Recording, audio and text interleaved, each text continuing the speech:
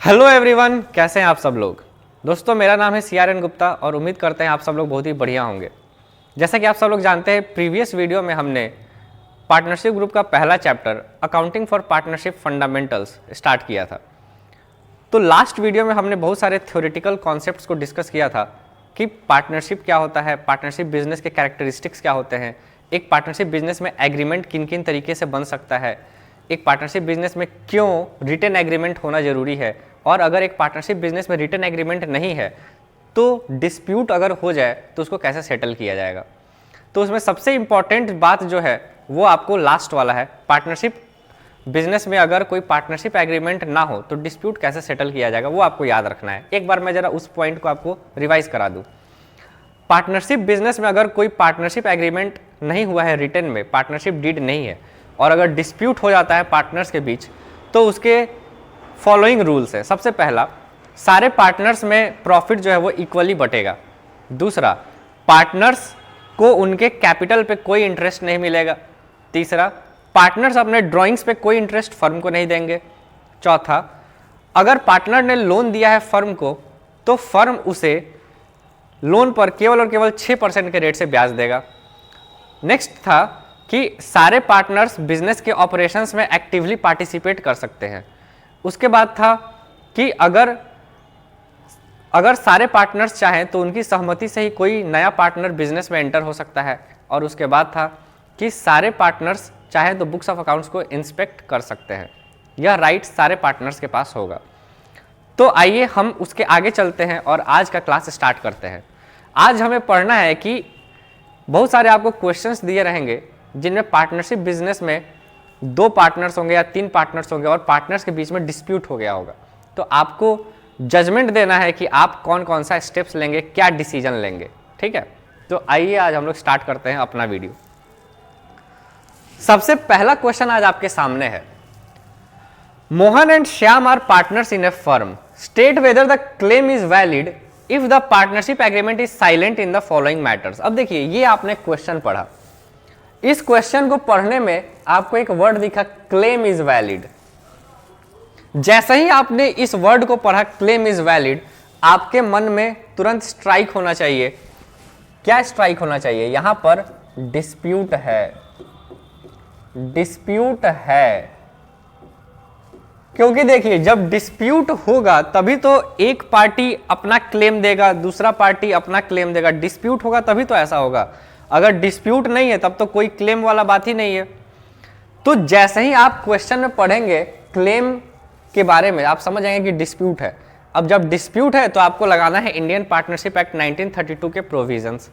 आपको याद होने चाहिए कि अगर पार्टनरशिप एग्रीमेंट साइलेंट है, पार्टनरशिप एग्रीमेंट रिटन में नहीं है, तो कौन कौन से नियम लगते हैं आपको याद होना चाहिए। आइए हम लोग इस क्वेश्चन को जरा देखते हैं। सबसे पहला पॉइंट, सबसे पहला क्वेश्चन इसमें, Mohan is an active partner, he wants a salary of ₹10,000 per month. Mohan जो है, मोहन बिजनेस में एक्टिव पार्टनर है और मोहन चाहता है कि उसको 10,000 रुपए पर मंथ के हिसाब से सैलरी मिले।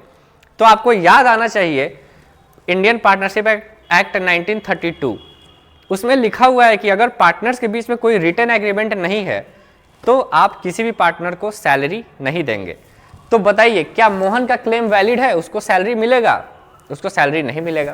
तो यहां पे आप लिखेंगे claim is not valid, claim is not valid. Mohan का क्लेम वैलिड नहीं है, मोहन को कोई भी सैलरी नहीं मिलेगा।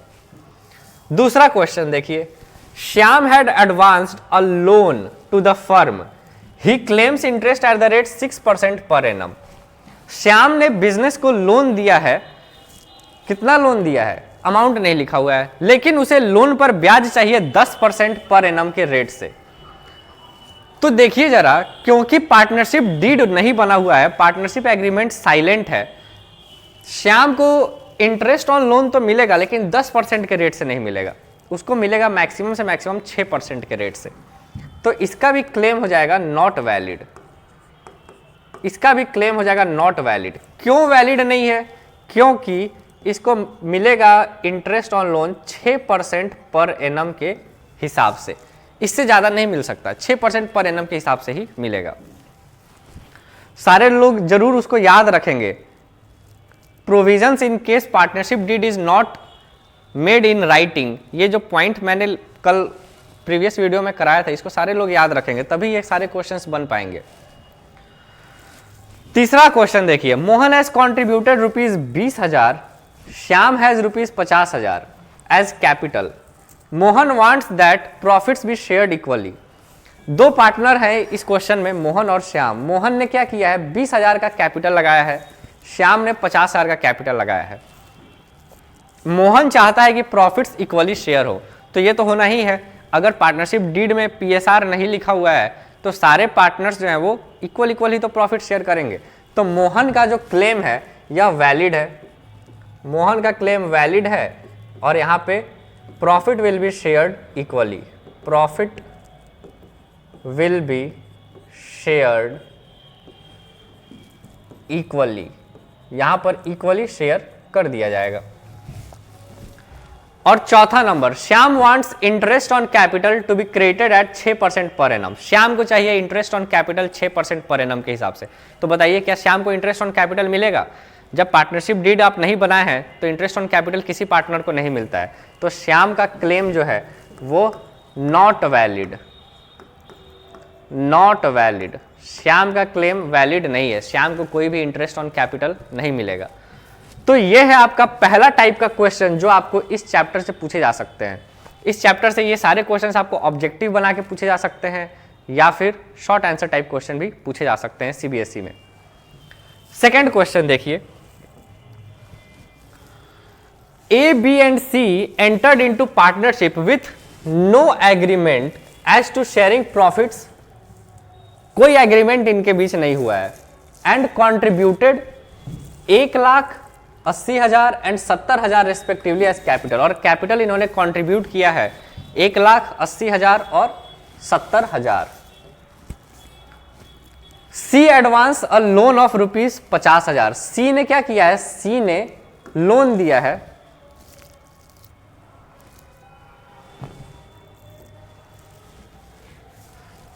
सी ने लोन दिया है बिजनेस में 50,000 का लोन दिया है। सी ने क्या किया है, 50,000 का लोन दिया है फर्म को। अब आपको बताना है कि यह सारे एग्रीमेंट्स जो इन्होंने नहीं किए हैं पार्टनरशिप डीड के, रिटेन फॉर्म में नहीं किए हैं, तो अब क्या किया जाएगा।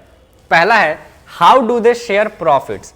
अब क्योंकि एग्रीमेंट इन्होंने रिटेन में नहीं किया है, कुछ भी इन लोग का स्पष्ट नहीं है कि कौन कितना प्रॉफिट शेयर करेगा, तो आप बताइए कैसे शेयर होगा। यह शेयर होगा इक्वली, तो यहां पे हम लोग लिखेंगे profits will be shared equally, profits will be shared equally, profit जो है वो इक्वली शेयर किया जाएगा। दूसरा देखिए, what rate of interest is given on C's loan, C के लोन पर कितना % रेट से इंटरेस्ट दिया जाएगा। तो आप लोग को याद होना चाहिए कि इंटरेस्ट ऑन लोन 6% हो सकता है, पार्टनरशिप अगर एग्रीमेंट राइटिंग में ना हो तब। तो यहां पे हम लिखेंगे interest on loan will be given at the rate 6%, interest on loan will be given at the rate 6% per annum, 6% per annum के हिसाब से इंटरेस्ट ऑन लोन दिया जा सकता है।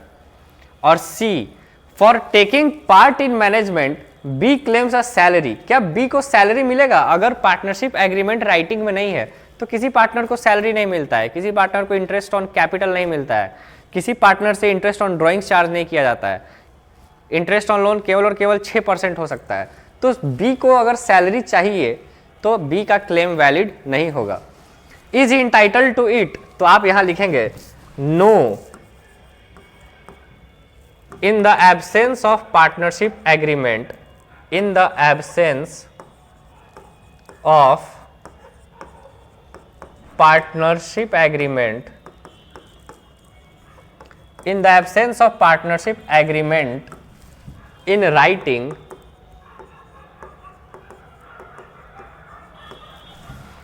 B will